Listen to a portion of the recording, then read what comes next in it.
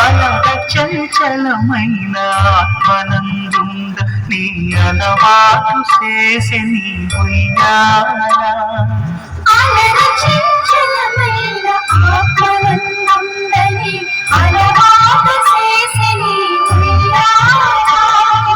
పలువారు ఉచ్ఛ్వాస పవనమందుండ నీ భావము తెలిపి నీ ఉయ్యాల